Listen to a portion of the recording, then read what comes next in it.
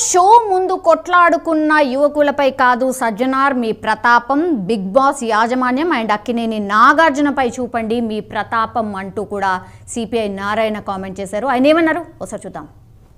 ఈరోజు big boss show ముందు పెద్ద గలబాయింది, కుర్రవాడు కొట్టుకున్నారు. దానికి కేసులు పెడతామని చెప్పి సజ్జనార్ లాంటి వాడు వచ్చి ఆర్టీసీ బస్సులు చెడగొడతామని కేసులు పెడతా ఉన్నారు. నేను సూటిగా అడిగేది ఏంటంటే, ఆ బిగ్ బాస్ షో అనేది ఒక అరాచకమైనటువంటి షో. దాన్ని పర్మిషన్ ఇవ్వడం కరెక్ట్ కాదు.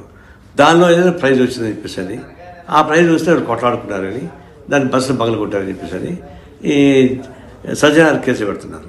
నేను సూటిగా అడుగుతున్నా, మీరు సైబర్ కమిషనర్గా ఉన్నప్పుడు నేనే వచ్చి ఈ బిగ్ బాస్ అనేది ఒక క్రైమ్ ఇది, దాని మీద యాక్షన్ తీసుకుని పెడితే 3 రోజులు పెట్టుకొని నేను చేయలేను, మీరు కోర్టుకు పోండి అన్నారు. నేను కింది కోర్టుకు పోతే కింది కోర్టులు కొట్టేసి పై కోర్టుకు పోమన్నారు. పై కోర్టుకు పోతే జిల్లా కోర్టు, రాష్ట్ర కోర్టుకు పోమన్నారు. ఆ విధంగా పోలీస్ డిపార్ట్మెంటు భయపడే, కోర్టులు భయపడే. బిగ్ బాస్ అంత ఆదర్శమైనది, అది అసాంఘికమైన కార్యక్రమం జరుగుతుంది. దానిలో నీచాత్యమైన కార్యక్రమాలు జరుగుతున్నాయి. కేవలం డబ్బుల కోసం కక్కుర్తి పట్టి నాగార్జున లాంటి వాళ్ళు దానికి హ్యాంకర్గా ఉంటున్నారు.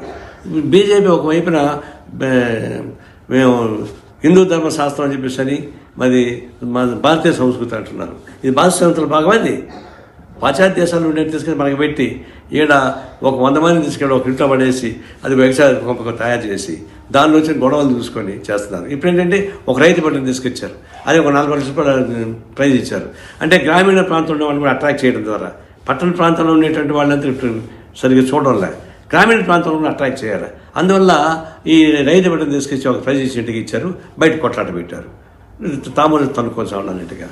ఇది దీనికి అంత కారణం బిగ్ బాస్ షో చేసేటువంటి నాటకం. గ్రామీణ ప్రాంతంలోని ప్రజానీకాన్ని కూడా